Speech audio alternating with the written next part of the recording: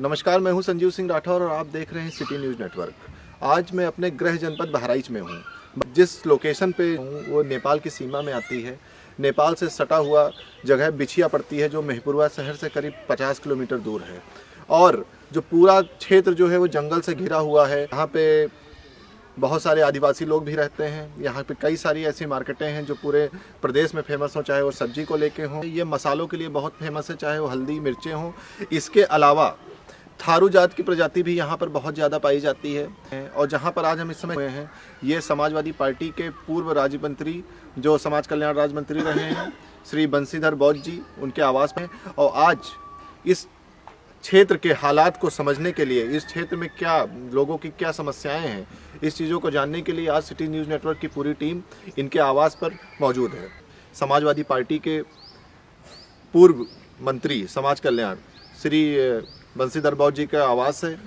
आज उनके आवास पर हम मौजूद हैं और आज हम इस क्षेत्र की समस्याओं को लेकर, उनके व्यक्तित्व, उनके जीवन को लेकर हम बात करेंगे। हमारे बीच समाजवादी पार्टी के पूर्व राज्य मंत्री समाज कल्याण विभाग श्री बंशीधर बौद्ध जी मौजूद हैं। बंशीधर जी, आपका शो में बहुत बहुत स्वागत है हमारे। सर्वप्रथम तो आपको नव वर्ष की बहुत बहुत शुभकामनाएं। आपको भी। बंशीधर जी, ऐसा कि हमने सुना है कि आप शुरू से ही सामाजिक थे, लोगों की समस्याएं आप सुनते रहते थे और लोग आपके पास आते थे, लेकिन राजनीति में आपका रुझान कब से आया? यह क्षेत्र इंडोबार निकोबार की तरह है। यहाँ से ब्लॉक की दूरी 50 किलोमीटर है। 2000 के पहले आज तक यहाँ का कोई जिला पंचायत नहीं हुआ था। सन 2000 से पहले यहाँ पे कोई जिला पंचायत कोई नहीं? जिला पंचायत नहीं हुआ था। सन 2000 में जब 80 सीट जिला पंचायत हुई तब संयोगवश अब हम इस फार्म में चौकीदारी करते थे। सेंट्रल स्टेट फार्म है जो आपके बगल में दिखाई दे रहा है। इसी में चौकीदारी करते थे तो गांव वालों ने कहा कि तुम जिला पंचायत लड़ जाओ। हमने कहा कि भैया हम भी फार्म में चौकीदारी करी थे, हमारे पास पैसा वैसा नहीं है, हम जिला पंचायत नहीं लड़ पाएंगे। लेकिन एक साथी है कदम रसूल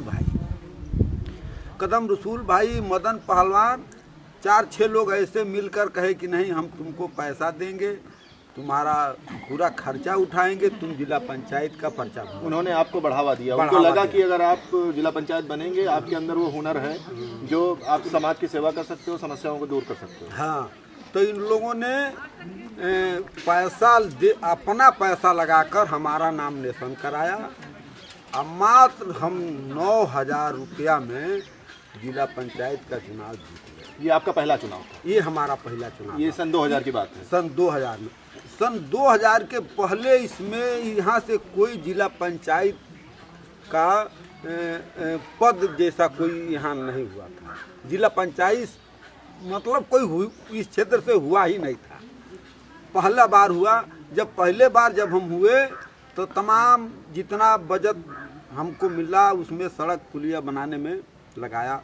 लोगों को लगा कि भाई तो जिला पंचायत जब ये अगला है तो इतना काम किया, इसके पूर्व में जो जिला पंचायत हुए हैं वो कुछ नहीं किए हैं, तो सबसे बढ़िया तो हमारा क्षेत्र है। फिर दोबारा जो है लोगों ने हमको जिला पंचायत जिता दिया। तो पूरे जनपद में ये हो गया कि ये बहुत गरीब आदमी है, लेकिन आज तक ये किसी से एक पैसा लिया नहीं। जिला पंचायत अध्यक्ष में फ्री वोट दिया है तो हमारा चर्चा बढ़ने लगा और राजनीति में तभी। बंशीधर जी, जैसा कि आपने बताया हमें कि आप एक क्षेत्रीय नेता थे, पहले जिला पंचायत सदस्य हुए, उसके बाद समाजवादी पार्टी ने आपको टिकट दिया, आप यहाँ से विधायक हुए और विधायक होने के बाद फिर राज्य मंत्री का दर्जा आपको प्राप्त हुआ। ये बहुत जल्दी हुआ। यहाँ पे विधायक और सांसद होने के बाद मंत्री नहीं हो पाता है, तो क्या था इसके पीछे का, क्या सीन था, कुछ बताएंगे आप? जैसे उस समय उपचुनाव था, यहाँ पे उपचुनाव चल रहा है। उपचुनाव चल रहा था, अभी नॉमिनेशन तो नहीं हुआ था, वैसे प्रचार चल रहा था। उस समय पंडित सिंह शिक्षा मंत्री गोंडा के जो पंडित सिंह उर्फ विनोद सिंह, विनोद कुमार सिंह पंडित से। हाँ, ये और अयोध्या सिंह ब्लॉक प्रमुख, ये दोनों लोग जा रहे थे। संयोगवश मैं यही रोड पर भैंस चरा रहा था, पंडित सिंह से हमारी मुलाकात हुई। अयोध्या सिंह और पंडित सिंह से मुलाकात हुई, बात हुई। फिर पंडित सिंह ने कहा कि यार आदमी तुम तो बढ़िया लग रहे हो, चुनाव लड़ सकते हो। हम कहें क्यों नहीं लड़ जाएंगे। तो पंडित सिंह यह बात माननीय मुख्यमंत्री अखिलेश भैया से बताया, तक पहुंचाया उन्होंने आपकी। हाँ, कि ये प्रत्याशी जिसको हम लोग टिकट दिए हैं वो चुनाव नहीं जीत सकता है, इनके जगह पर बंशीधर बौद्ध को लड़ाया जाए तो ये चुनाव जीत सकते हैं। अखिलेश भैया ने इनको यस कर दिया और वही पंडित सिंह हमको फ़ोन करके बताए कि तुम तैयार हो जाओ, अब तुम्हारा जो है आपको हाँ। फिर हमने मदन पहलवान को बुलवाया, कहा ऐसी बात है, हमारे मल्ल युद्ध के गुरु भी हैं मदन पहलवान। थोड़ा परिचय कराइए हमारे चैनल। हाँ, तो ये हमारे क्षेत्र के मदन पहलवान जी हैं। ये मल्ल युद्ध के बहुत बढ़िया पहलवान रहे ये, और इन्हीं के साथ इन्हीं के चेला हम हैं। उस समय गुरु थे, तो यही हमको लड़ाए उड़ाए और वहीं से हमारी राजनीति की शुरुआत हुई। फिर पंडित सिंह से हमारी बात हुई। पंडित सिंह ने कहा कि भाई आ जाओ, तुम्हारा नामिनेशन कराना है। तो सिर्फ भाई पंडित सिंह, अयोध्या सिंह, मदन पहलवान, इन लोगों का श्रेय आपकी ज़िंदगी में बहुत है, राज्य मंत्री का दर्जा और आपको विधायक में हाँ टिकट मिलने का। जी। बंशीधर जी, आप मिनिस्टर थे समाजवादी पार्टी में, और मंत्री रहने के बाद हमें पता चला कि आप आज भी खेतों में खेत की जुताई खुद करते हैं बैलों से, और एक आम आदमी की तरह जीवन जी रहे हैं। क्या सही है ये? सही का है ना, है जैसे कि जैसे नेता 5 साल का है, अब 5 साल के बाद फिर इसी ज़मीन पर आना है, तो और हम लोग के पास कोई जरिया धंधा तो है नहीं रोजी रोटी चलाने के लिए, तो खेती तो है, दूसरा कोई चारा है नहीं। तो खेती जैसे कि बहुत मिनिस्टर्स होते हैं या नेता लोग होते हैं जो एक बार सत्ता में आने के बाद या कभी रह चुके तो आय के दूसरे साधन भी ढूंढ लेते हैं, आपने कुछ ऐसा किया? नहीं, हम लोग का 2.5 साल का मतलब आय का साधन का कोई वो नहीं रहा। मतलब 2.5 साल का समय मिला, तो 2.5 साल में आदमी क्या कर लेगा। फिर भी कुछ भी रहे, लेकिन लास्ट में तो उसको खेती घर ही पर आना है। खेती को आप प्राथमिकता दे रहे हैं कि बिल्कुल बिल्कुल आपको यही जीवन अच्छा लगता है कि जो एक आम आदमी की तरह लोगों की समस्याएं सुनना, एक आम आदमी की तरह जीवन जीना। अगर सत्ता में आते हैं दोबारा, मिनिस्टर फिर बनते हैं या कोई और पद मिलता है आपको समाजवादी पार्टी में, समाजवादी पार्टी से ही थे आप जी। अपने क्षेत्र के लिए क्या करेंगे? सर्वप्रथम देखिए, कुछ काम तो रह गए हैं, कुछ काम 2.5 साल में रह गए हैं जो हम नहीं कर पाए हैं। जैसे हमारे क्षेत्र से ब्लॉक की दूरी 50 किलोमीटर है और तहसील 70 किलोमीटर दूर था। माननीय अखिलेश भैया से कह करके हमने तहसील पास कराया, हमने ब्लॉक पास कराया। तहसील तो खैर चल रही है, लेकिन ब्लॉक हमारे यहाँ से 50 किलोमीटर की दूरी है, वो भी जंगल का रास्ता है, आदमी आ जा नहीं पाता है।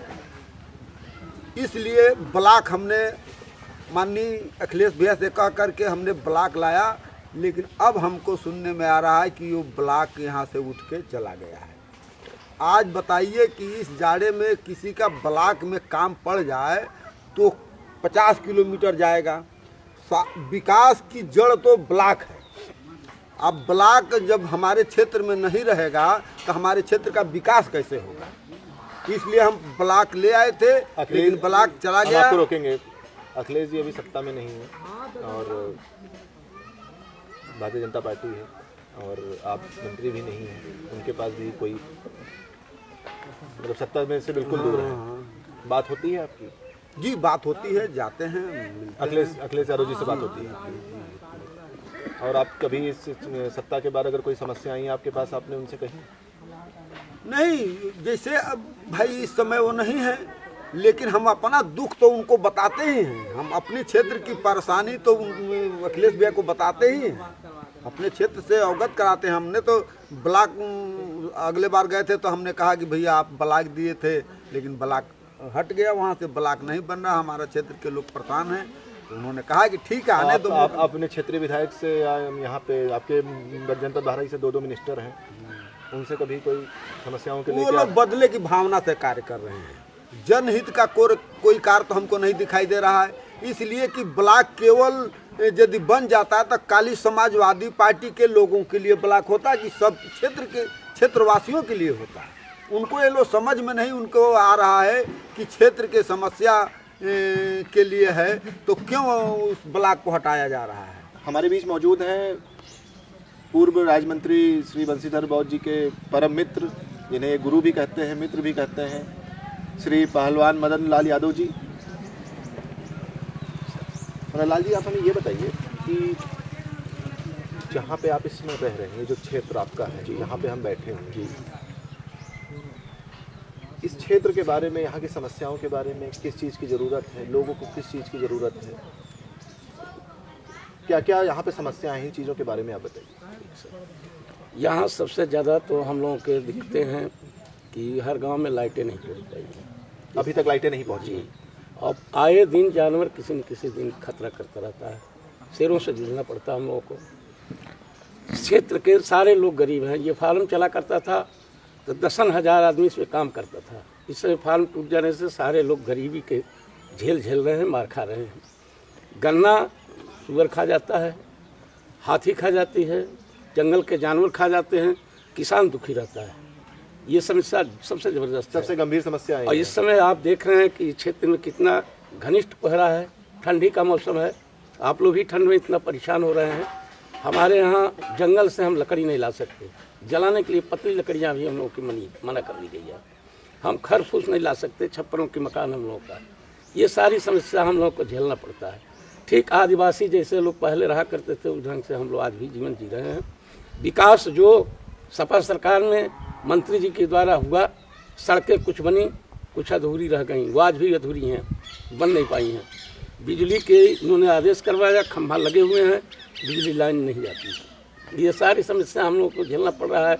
ये गवर्नमेंट में आशा हुआ, जो बातें लोग कर रहे हैं उनसे ये लगा कि लगता है हम लोगों का भी क्षेत्र कुछ सुधर जाएगा।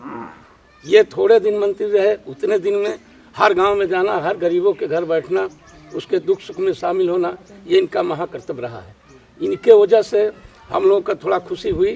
तो आज जो बहनें हमारी नालियाँ हेल कर जाती थी, उस पर आज पुलिया दिखाई पड़ रही है। इनके अलावा 1 पैसे का अभी तक कोई विकास नया हमारे क्षेत्र में नहीं हुआ। ना हम लोगों के लिए कोई नेता आज तक आवाज़ उठा रहा है कि जैसे बन है। हर गवर्नमेंट में यह आदेश होता था कि चौराहे पर वाला जला दिया जाए, वहाँ गरीब आदमी ताप ले, ये भी बंद है। इस समय हम लोग ठठुर कर आपके सामने देखिए बैठे हुए हैं, आग पानी के दिक्कतें हैं। आप और कोई आपकी समस्या जो हमारे चैनल के माध्यम से कहना चाह रहे हैं? हम आपके चैनल के माध्यम से क्षेत्र की समस्या के बारे में अवगत कराना चाहते हैं। हमारे क्षेत्र में जो आवास आ रहे हैं, उस आवास को बनाने के लिए बालू नहीं मिल रहा है। बालू के बगैर कोई आवास बन नहीं रहे हैं। जो आवास कुछ बना भी है वो आज भी अधूरा पड़ा है, केवल मात्र बालू बिना।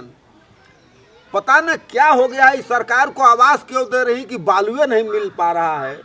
अभी किसी के घर में गड्ढा हो जाए, द्वार पर गड्ढा हो जाए, 1 टोकरी माटी वो नहीं भर पा रहा है। कैसी सरकार है।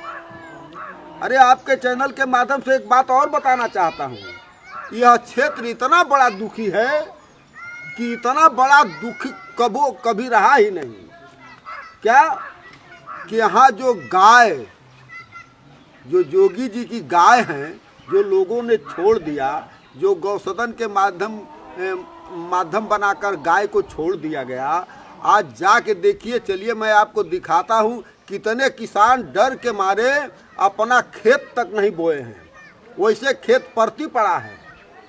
तो दोस्तों, इस प्रकार से आपने देखा कि नेपाल सीमा से सटे इस क्षेत्र में किस प्रकार की समस्याएं हैं, जहां पे एक ऐसा व्यक्ति जो समाजवादी पार्टी में राज्य मंत्री का दर्जा प्राप्त था, जिसको और आज भी वो एक आम आदमी की तरह जी रहा है, लोगों की समस्याएं सुन रहा है, उनके समस्याओं के लिए वो आज भी लड़ रहा है। लेकिन गवर्नमेंट, भारत सरकार कोई ध्यान नहीं दे रही, कोई नेता विधायक जनपद का, कोई मिनिस्टर इनकी समस्याओं को ध्यान नहीं दे रहा है। और हमारे चैनल से आप लोगों को बात करने के लिए बहुत बहुत धन्यवाद। हमसे बात करने के लिए, सिटी न्यूज़ नेटवर्क से बात करने के लिए आपका बहुत बहुत धन्यवाद। आपको भी बहुत बहुत धन्यवाद। आपको बहुत सा हम लोग कुछ अब क्या कहें, इतना खुश हैं हम लोग कि आप 250 किलोमीटर से चलकर इनके नाम पे आज यहाँ पहुंचकर हमारी समस्या के विषय में आप जानकारी किए।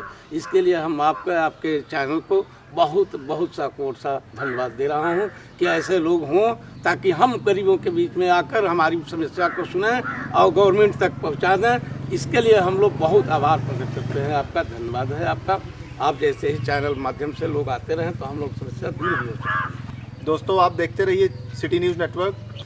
आप हमारी वेबसाइट पे भी जा सकते हैं www.citynewsnetwork.in। Thank you.